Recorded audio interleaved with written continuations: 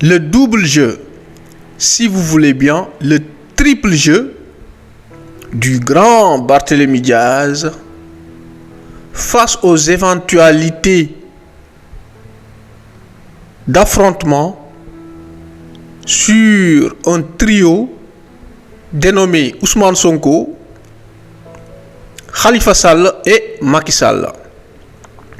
Pourquoi cette communication trouble et inquiétante de Barthélémy Diaz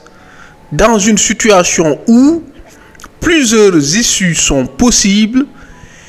et lui permettant de pouvoir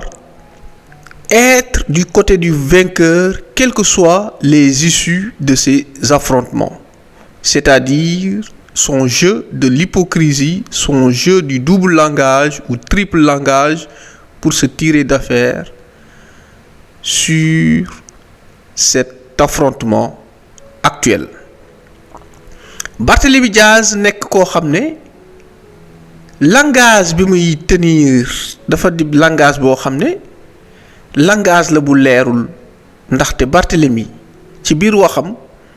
dans un même discours boo ko dégloo dafay dal ci Macky Sall mais en même temps dafay dal ci Ousmane Sonko. lu tax may wax loolu parce que Barthélémy Diaz balaa événement yi ñuy condamné waat Ousmane Sonko dans la chambre criminelle mooy le 1er juin bi ñu romb, Barthélémy Diaz bu mësaana jël ab micro di wax day dal ci Ousmane Sonko di ko yàqal di ko dóor di ko tuumaal ci ay wax yoo xam ne yii ay sos kese la. waaye bu ñu gisee bi manifestation yi demee ba tàng ba mu wóor ko ni président Macky Sall ci boppam li mu doon wax naan li fi amoon dootu fi amati, moom Barthélémy Diaz mu dem ba gis ni effectivement waxu président Macky Sall yooyu mu doon wax noonu du ay wax yoo xam ne wax yu dëgër la, maanaam wax jooju noonu amul caslaay, maanaam wax jooju amul lenn lu koy firnde. kon luy wane ni moom Macky Sall ci boppam sa situation est fragile, moom Macky Sall à tout moment il peut perdre le pouvoir. kon Barthélémy il a compris que ni Ousmane Sonko mi mu doon xalab ay jamono, Ousmane Sonko jamono yii peuple bi wane na ni moom la àndal, waaye peuple bi pare na pour joxe bakkanam ngir sauver Ousmane Sonko. kon mu wóor ko ni kon éliminer Ousmane Sonko du doon lu yomb ci Macky Sall. kon Macky Sall bu ko jéemee it bu deful ndànk moom moo ci perte ay donc Barthélémy Diaz il s'est replacé, changé waat discours di dal Macky Sall en même temps muy dal Sonko. mu nekk loo xam ne lii moom Barthélémy Diaz mi nga xam ne moo waxoon ne moo initié dialogue bi tey taxaw na di xalab boobu dialogue. parce que lan lu tax parce que dafa gis ni le président Macky Sall Ousmane Sonko ak ay nitam dañ ko riposter pousse ko ba ci mur bi ba jamono yi Macky Sall ci boppam moo gën a nekk ci situation de faiblesse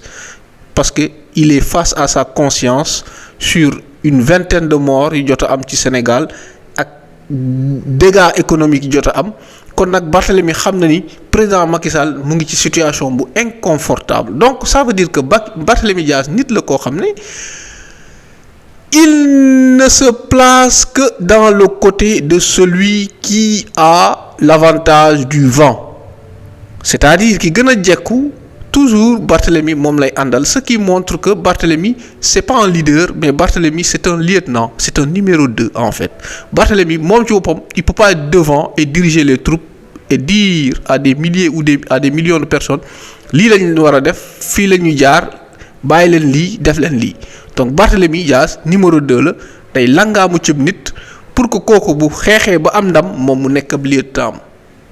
parce que xeex bi moom engagé wu ci benn yoon. bu mu demee ba gis ni Ousmane Sonko il est en position de faiblesse ci gis-gisam ci la daw ànd ak Macky Sall di saaga le président Ousmane Sonko. léegi jamono yi bu mu demee ba gis ni le président Macky Sall ci boppam sax moom position bi mu doon bàkkoo ndekete du position bu wóor, moom Barthélémy mu replacé waat taxawaat ci diggante Ousmane Sonko Macky Sall. mu wóor la que ni ñoom ñaar ñëpp ay xaritam lañu à moitié, ku ci am ndam day ñëw sukk jëbalu di la raamal, di la maral say dàll, di la toppatoo. kon nag Barthélémy Dias moom ab surga la kon Barthélémy Dias surga bu dangereux la boo xam ne bii moom ki am ndam maanaam ki nga xam ne moo féetee kaw moom toujours moom lay àndal mais bu fekkee seetlu na ni yaa ngi ci position de faiblesse moom Barthélémy Dias dalay wor dalay bàyyi du hésiter mais lu tax ma ni Barthélémy Dias double langage ou triple langage sur ce trio de Ousmane Sonko Khalifa Sall ak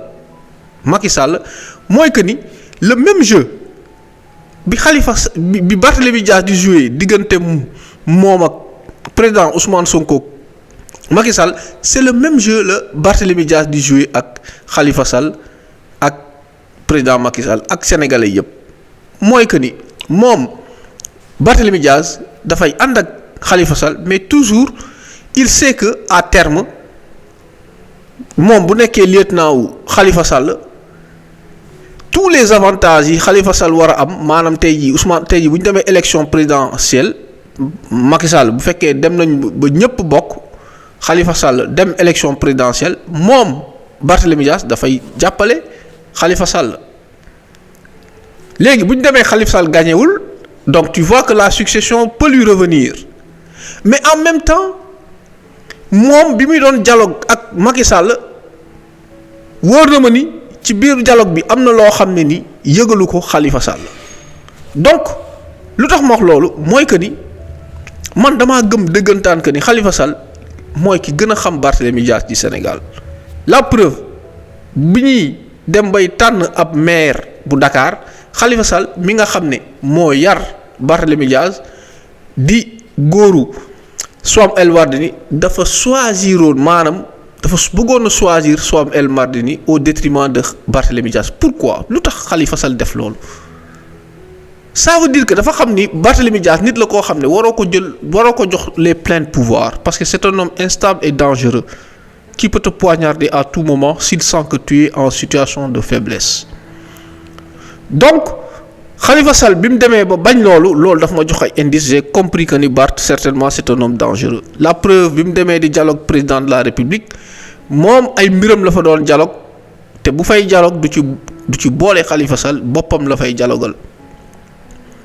mu wóor la ni bu demee bay jekku Khalifa Sall da koy padd donc Barthélémy Dias élément perturbateur la benn syndrome la boo xam ne dafa nekk ci diggante ñetti étoiles yi mooy président Ousmane Sonko Khalifa Sall ak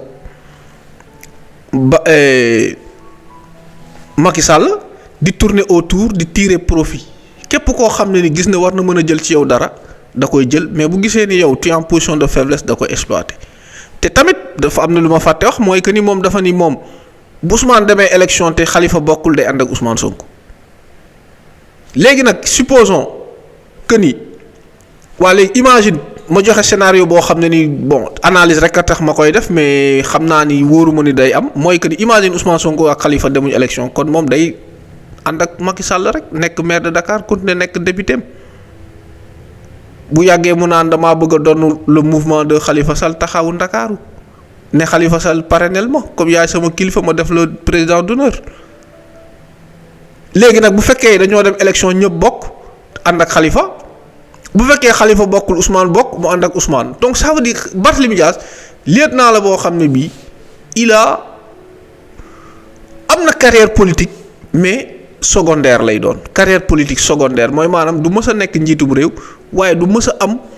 plafond daal jàpp naa ni il a atteint son plafond mooy nekk maire de Dakar mais dootul amati poste boo xam ne bu ëpp doole boobu xanaa peut-être poste ministériel yu sew sewaan yooyu moom peut-être mën na ko doon de façon temporaire mais que ni Barthélémy Dias li ma gis ci moom il sait que il n'est pas apte mais qu'est-ce qu'il fait il joue le jeu entre trois personnes yoo xam ne yi il aspire à gérer la gestion du pays de sorte que à chaque fois ki ci nekk ci position de faiblesse mu duma la ki nga xam ne wóor jàpp na ni moment bii nii moo fi ëpp doole mu ànd ak moom c'est un opportuniste Barthélémy Dias c'est un opportuniste il n'a pas d'ennemi juré mais il n'a pas d'amis fidèles loolu daal loolu laa gis ni ci Barthélémy c'est ça sa caractéristique quoi noonu la mel nit la koo xam ne du ànd ak du fidèle ci nit ba jaral ko dee waaye nag amul ennemi tu peux être son ennemi d'aujourd'hui bu fekkee intérêt changé na mu ànd ak yow c'est ça loolu laa gis ci Barthélemy. Donc Barthélemy c'est un opportuniste pur et dur qui se profite de toutes les occasions de force ou de faible de son adversaire ou de son partenaire. À demain.